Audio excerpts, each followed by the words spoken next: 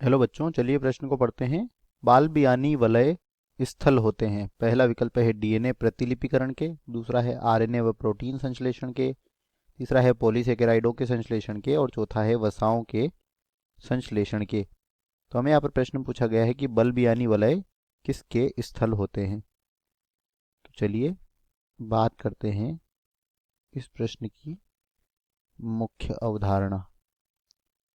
तो इसमें हम बात करेंगे पॉलीटीन गुणसूत्र के बारे में कि पॉलीटीन गुणसूत्र क्या होते हैं। तो बच्चों, पॉलीटीन गुणसूत्र जो है यह महागुणसूत्र होते हैं। यह महागुणसूत्र किससे बनते हैं? तो बच्चों, इस महागुणसूत्र में क्या होता है, अत्यधिक मात्रा में संतति अर्ध गुणसूत्र होते हैं। यानी कि इसमें अत्यधिक मात्रा में क्या होता है,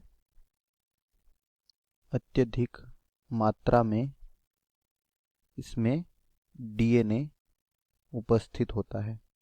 और इनका निर्माण कैसे होता है? तो बच्चों, जो पॉलीटीन गुणसूत्र होते हैं यह लगातार क्या होता है, इनमें डीएनए लगातार डीएनए प्रतिकृतिकरण तो होता है, परंतु कोशिका विभाजन नहीं होता। क्या नहीं होता है? कोशिका विभाजन नहीं होता है। और इस प्रकार से पॉलीटीन गुणसूत्र का निर्माण होता है और इसमें बहुत अधिक क्या पाए जाते हैं, संतति गुणसूत्र पाए जाते हैं, क्योंकि यहाँ पर कोशिका जो है उसका विभाजन नहीं हो रहा है, तो वह सभी एक ही कोशिका में क्या हो गए हैं, इकट्ठे हो गए हैं। बहुत अधिक संतति गुणसूत्र यहाँ पर उपस्थित होते हैं। और इसके उदाहरण की अगर बात करें तो बच्चों, कीटों की जो लार ग्रंथियां होती है उनमें यह उपस्थित होता है। और बच्चों, इन्हीं पॉलीटीन गुणसूत्रों में क्या पाए जाते हैं, विशेष प्रकार की संरचनाएं होती जिन्हें पफ्स कहते हैं, जिनकी खोज बाल बियानी ने की थी। किसने की थी? बाल बियानी की थी। और उन्हीं के नाम पर इन्हें क्या कहा जाता है, बाल बियानी के वलय कहा जाता है।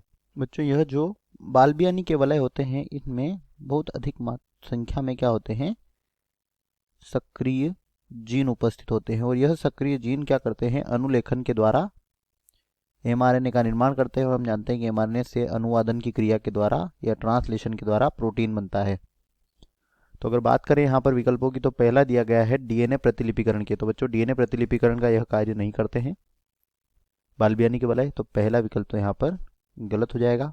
आरएनए व प्रोटीन संश्लेषण के, तो बच्चों यही हमारे प्रश्न का उत्तर होगा। देखा कि इसमें सक्रिय जीन होते हैं जो कि एमआरएनए और प्रोटीन का निर्माण करते हैं। इसके बाद पॉलीसेकेराइडों के संश्लेषण का, तो बच्चों यह भी गलत है, जो इसका कार्य नहीं करते और ना ही वसाओं के संश्लेषण का कार्य करते हैं। तो यहाँ पर दिए गए प्रश्न का सही उत्तर होगा विकल्प बी। आशा करते हैं आपको समझ आया होगा। धन्यवाद।